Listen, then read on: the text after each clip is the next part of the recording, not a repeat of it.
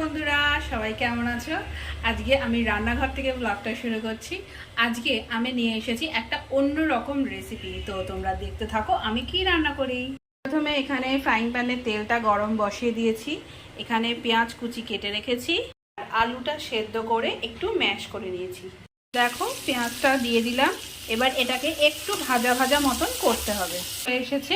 এর মধ্যে এবার পরিমাণ মতন নুন দিয়ে দেবো পরিমাণ মতন হলুদ গুঁড়ো, তারপর দেবো পরিমাণ মতন লঙ্কা গুঁড়ো। সমস্ত মশলা দিয়ে দেওয়ার পর পেঁয়াজটাকে সেই মশলার সাথে মিক্স করে আর একটু কষাতে থাকবো। যদি মনে হয় পেঁয়াজটা একটু শুকনো হয়ে গেছে তাহলে সামান্য একটু জল দেব। আর গ্যাসের ফ্লেমটা কিন্তু মিডিয়ামে রাখতে হবে। দেখো কি সুন্দর তেল ছাড়তে শুরু করে দিয়েছে।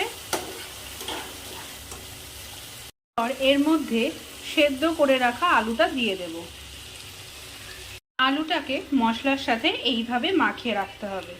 এরপর মাখানো হয়ে গেলে আমি এখানে জল দিয়ে দেব, যাতে একটু ঝোল বা গ্রেভি মতন হয়।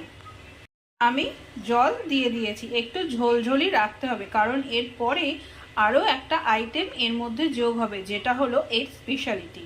এবার যেই একটু একটা ফুড দিয়ে উঠবে, সাথে সাথে এর মধ্যে দিয়ে দেব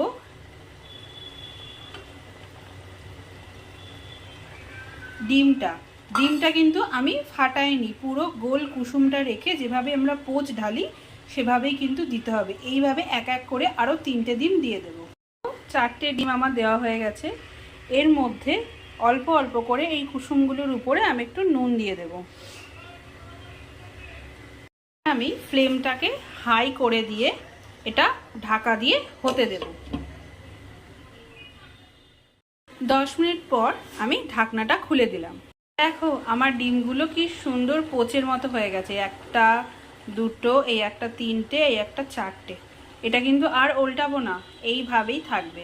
আর এবার যে একটু ঝোল মতন আছে, এটাকে একটুখানি অল্প করতে হবে। যে যেমন প্রয়োজন মনে করবে ঝোল রাখবে সেরকম রাখবে। আমি আর একটুখানি গ্রেভি মতন করব, তাই আর একটু রেখে দেবো। দেখো এটা অনেকটা গ্রেভি মতন হয়ে এসেছে। আর উপর দিয়ে আমি একটু টেস্টের জন্য টমেটো কেচাপ ছড়িয়ে দিয়েছি। তোমরা চাইলে দিতেও পারো, নাও দিতে পারো। দেখো এবার তৈরি হয়ে গেল আমার ডিমের তেলানি। যেহেতু এই পোচটা তেল ছাড়া হয়, তাই এর নাম আমি এটাই দিয়েছি। তোমরা কি বলো, কেমন হয়েছে?